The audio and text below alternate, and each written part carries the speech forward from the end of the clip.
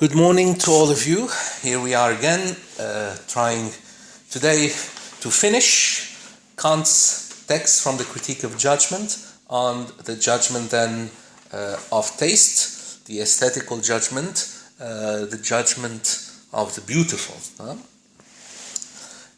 I will, as a reminder, read for you the different determinations we got on this, on the judgment of taste, on page 211. From the first moment we get that taste is the faculty of judging of an object or a method of representing it by an entirely disinterested satisfaction or dissatisfaction. The object of such disinterested satisfaction is called beautiful. Okay. This is the first moment then, what we get from the first moment.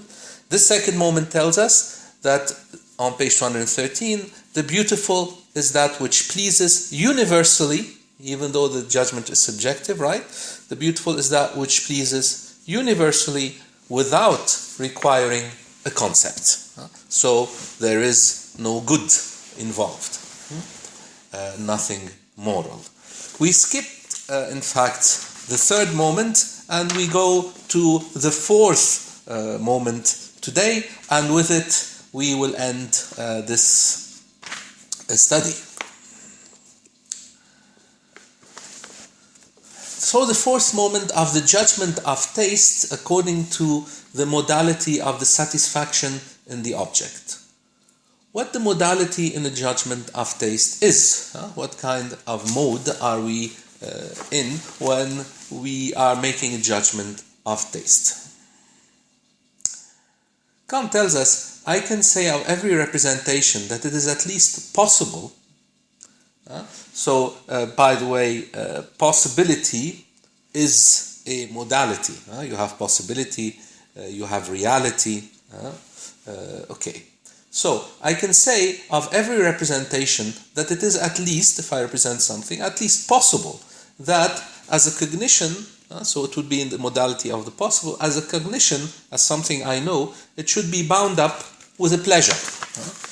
Again, I can say of every representation that it is at least possible that it should be bound up with a pleasure.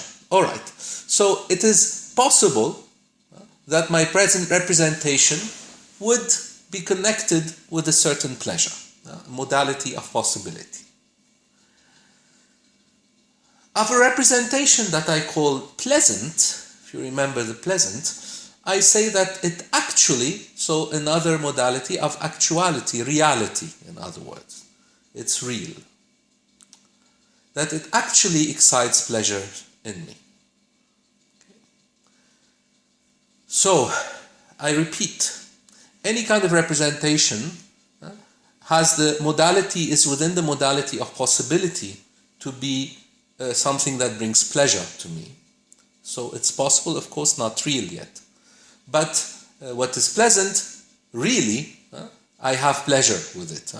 So of a representation that I call pleasant, I say that it actually, in reality, excites pleasure in me. Now, what about the beautiful? But the beautiful, we think as having a necessary reference to satisfaction. So, modality of necessity. Okay. So, it means that we think that there is no choice. It is absolutely certain and necessary, not a question of choice at all. Now, there is a necessary reference to satisfaction when we have the beautiful. Now, what kind of necessity is this? So, right, the modality of necessity. What kind of necessity is this? Now, this necessity is of a peculiar kind. It's not just any necessity, the most common one, of course, is the necessity in the laws of nature, right? So, this one is not a theoretical, objective necessity. In which case, it would be cognized or known a priori that everyone will feel the satisfaction in the object called beautiful by me. So it's not something objective. It's not like saying E equals MC2 and this is objectively for everyone a necessary thing in each experience that we have. No, it is not objective. So first of all, it's not an objective necessity. Second of all, it's not a question of action, so it is not a practical necessity.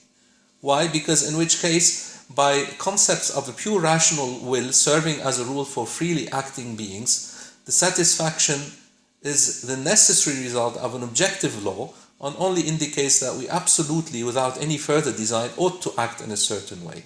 Okay? In other words, it is not a question of morality, right? We don't have the moral imperative here. We don't have the categorical imperative. You know that in morality for Kant, you have a law that comes from reason. This law determines our will through a maxim, and this maxim determines then our will to do a certain action, and we act. So the maxim, our will can be directed by it or not directed by it. When it is directed by the right maxim, we are doing a maxim, of course, that is then based on the law of reason. Then we are doing a moral act. Okay, so it is not a practical necessity that comes from reason. So, two things then. It is not a theoretical objective necessity, nothing to do with anything in mathematics or physics or etc. And it is not a practical necessity, nothing to do with morals. So what is it? It tells us, but the necessity which is thought in an aesthetical judgment can only be called exemplary. What does that mean? He tells us, that is to say, in est, a necessity of the assent of all to a judgment which is regarded as the example of a universal law that we cannot state. What an incredible sentence. Let's first finish this paragraph. Since an aesthetical judgment is not an objective cognitive judgment, this necessity cannot be derived from concepts, right? From definite concepts, and is therefore not apodictic, something that comes before any experience and is in our reason and its concept. Still less can it be inferred from the universality of experience, of a complete agreement of judgments as to the beauty of a certain object. For not only would experience hardly furnish sufficiently numerous vouchers for this, but also on empirical judgments we can base no concept of the necessity of these judgments. You can see here, of course, Kant is not Hume, and Kant is in direct opposition to Hume. You cannot actually rely on experience. Okay? No matter how many numerous vouchers you have for this, it is never enough to make a true aesthetical judgment. Okay? So, again, the necessity, so the modality of necessity, right? The modality of necessity, which is taught in an aesthetical judgment, is exemplary. It means we say it is necessary that everyone assents, says yes to assent, to agree entirely on. The assent of all. So this is the universality, right? Everyone will give an assent, and this assent to a judgment of the beautiful as considered as an example of a universal rule that we cannot state. So we are saying that something in this work of art, when I judge it as we saw how to judge, disinterested, etc., etc., this is considered as an example, as in other words, the presence before us of a universal rule that we cannot state, cannot put it in language. This universal rule is there, we cannot state it, but everyone assents to our judgment that says this thing is beautiful. And of course, this judgment is not an objective, as we said, cognitive judgment, and so it cannot be derived, this necessity, from definite concepts. and is not apodictic. And so it's neither from pure reason alone, nor is it from experience alone. Neither is it then, if we think with Kant here, a rationalist aesthetical judgment, nor an empiricist aesthetical judgment. Kant is saying neither rationalism nor empiricism are right. We cannot say, as the rationalists say, that there is just simply unity in diversity. We find this in Leibniz, the great, of course, rationalist in the end, Leibniz, that the presence of a unity in diversity that reason can find is the beautiful. And neither can we say from the many experiences we have, we can somehow obtain a standard of taste, of saying what is beautiful, and we are going against Hume. So neither Hume nor rationalists, neither empiricists nor rationalists, right? What we have before us is an example of something that we call beautiful universally. All right. So this is a judgment I am making, and remember, as a subject, and I'm claiming, as we said last time, that something subjective must have a kind of universality and must consider as necessary to have universal assent. We said there's a meeting here of what is individual and what is universal. And here it continues in section 19. The subjective necessity, Kant says, which we ascribe to the judgment of taste, is not unconditioned, it is conditioned. Let's read. The judgment of taste requires the agreement of everyone, as we said. And he who describes anything as beautiful claims that everyone ought to give his approval to the object in question and also describe it as beautiful. We said all this.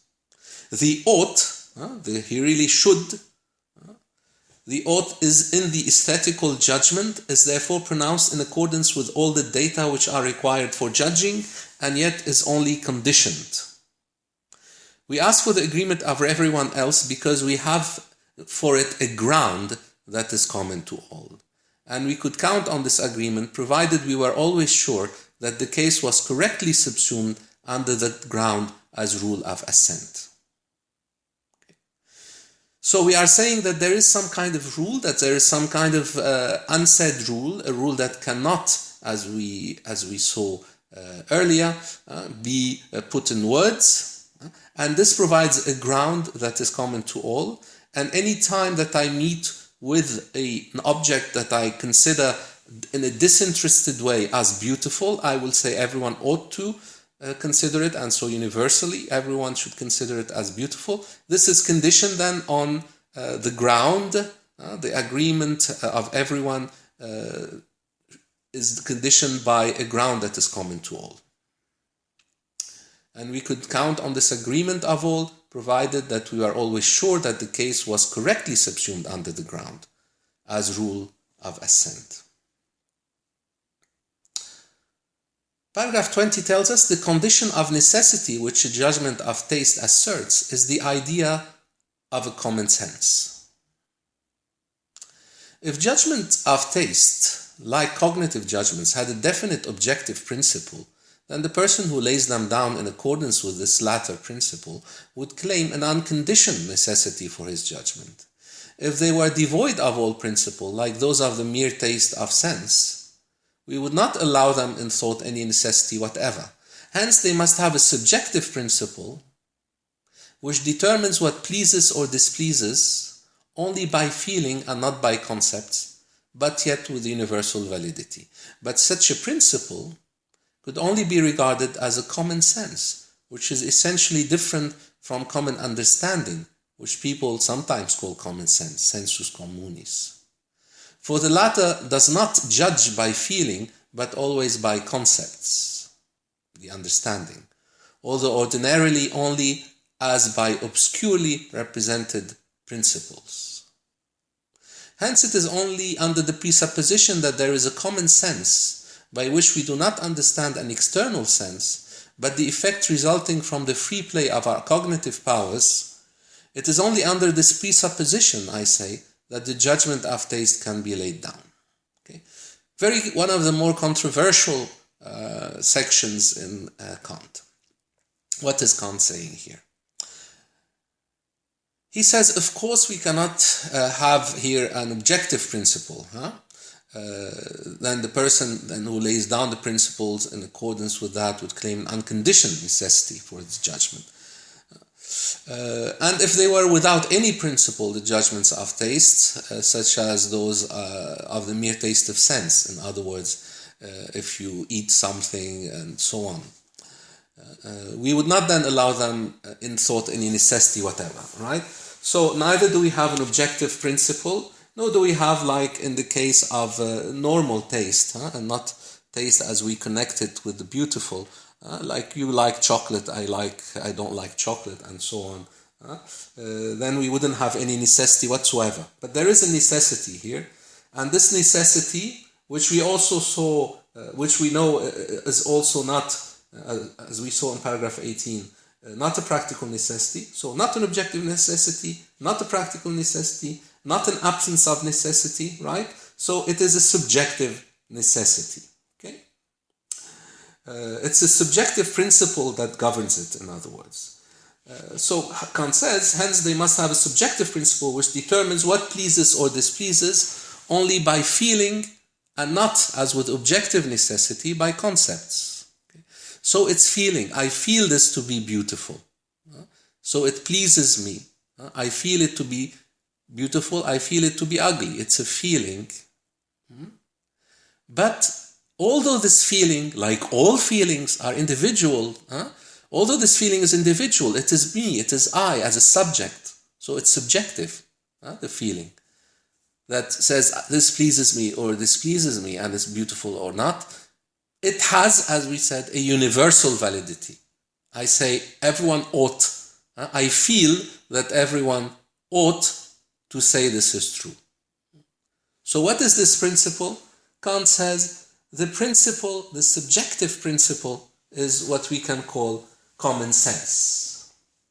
It is not like common understanding, that we understand things in simple ways before we analyze them, which usually people use the expression as meaning. Okay? It is what then, this common sense? The next paragraph tells us the common sense is the effect resulting from the free play of our cognitive powers. This is what is strange, unusual, new in Kant. Kant says when our cognitive powers are in free play, we have as an effect common sense.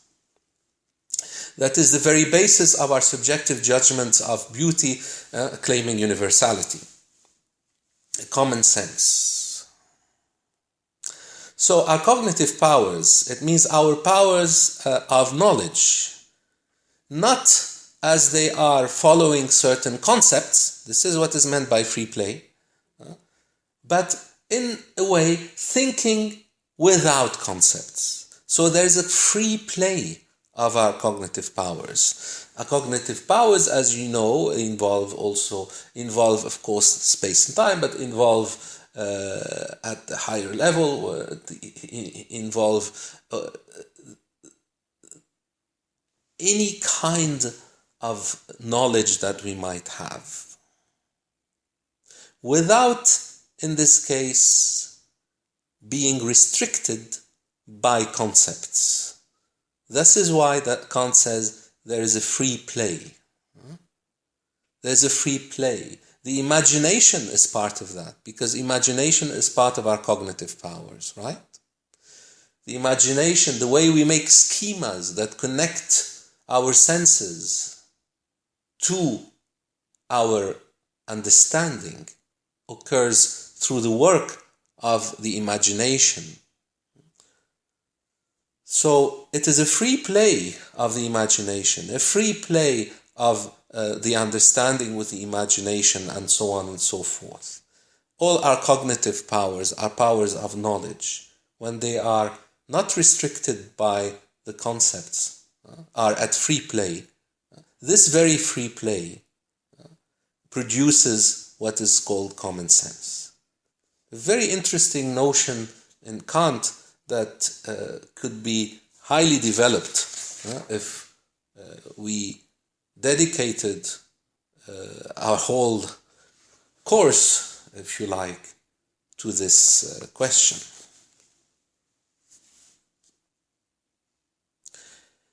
Now, let's go and see with Kant if we really have ground for presupposing such a common sense, that is the effect from the free play of our cognitive powers. Kant says cognitions and judgments, which are very close because for Kant to think is to judge. Let's have some water. Kant says cognitions and judgments must, along with the conviction that accompanies them, admit of universal communicability. So, for otherwise, there would be no harmony between them and the object, and they would be collectively a mere subjective play of the representative powers, exactly as skepticism desires. So, there is, of course, and Kant proves it in the Critique of Pure Reason, our conditions and judgments, we can communicate them to everyone. When I make any kind of knowledge, if I say, oh, I know now 2 + 2 = 4 divided by 6, and if I put this in a formula, I obtain this, I should be able to universally communicate this, right? And otherwise we fall into skepticism. Kant continues, but if cognitions are to admit, if things that we know are to admit of the possibility to communicate them, of communicability, so must also the state of mind, what state of mind we are in. That is to say, the accordance of the cognitive powers with the cognition generally, and that proportion of them which is suitable for a representation by which an object is given to us in order that cognition may be made out of it. Okay? So, I reread, but if cognitions are to admit of communicability, so also must the state of mind admit of universal communicability. For without this, as the subjective condition of cognition, cognition as an effect could not arise. This actually always takes place when a given object by means of sense excites the imagination to collect the variety of things, the manifold, and the imagination in its turn excites the understanding to bring about a unity of this collective process in concepts. But this accordance of the cognitive powers has a different proportion according to the variety of the objects which are given. However, it must be such that this internal relation by which one mental faculty is excited by another shall be generally the most beneficial for both faculties in respect of cognition of given objects. And this accordance can only be determined by feeling, not according to concepts. Since now this accordance itself must admit of universal communicability, and consequently also our feeling of it in a given representation, and since the universal communicability of a feeling presupposes a common sense, we have grounds for assuming this latter, common sense. And this common sense is assumed without relying on psychological observations, but simply as the necessary condition of the universal communicability of our knowledge, which is presupposed in every logic and in every principle of knowledge that is not skeptical. From that, and this is a very, very large problem, and I can say with confidence that we can spend 2 hours on paragraph 21, I think we can leave it.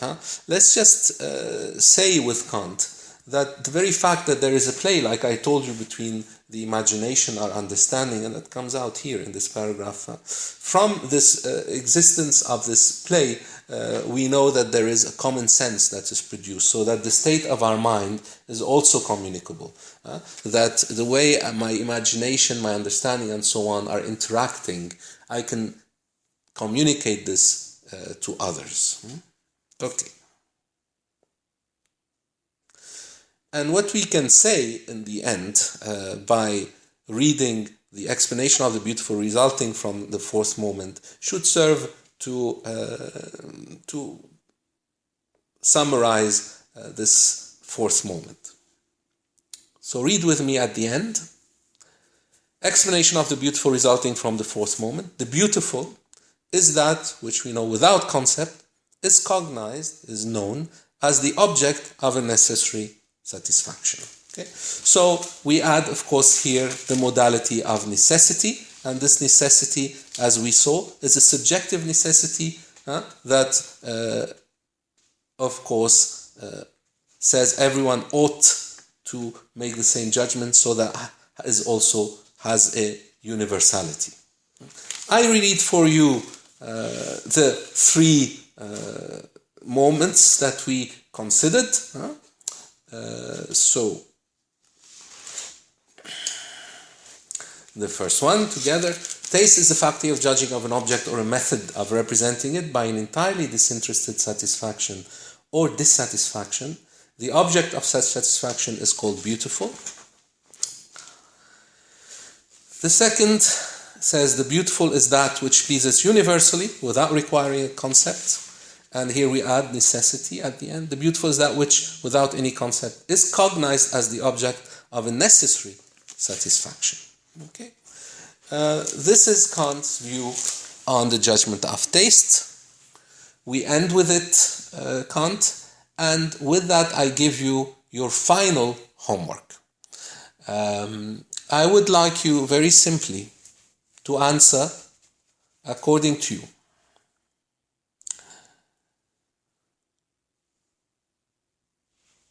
Which judgment of taste, Kant's or Hume's? Okay, which judgment of taste, Kant's or Hume's, seems to you more fitting for today? Okay, which judgment of taste, Kant's or Hume's, the version, seems to you more fitting for today? Please, this is your final homework. Next time, since no one has told me anything, we'll go to Dickey. Now, if you prefer that we stop here, we can also stop here and do certain reviews. If I hear nothing from you, we will do the text by George Dickey and end with George Dickey. In all cases, I will talk to you next week on Tuesday. Meanwhile, stay safe and be well.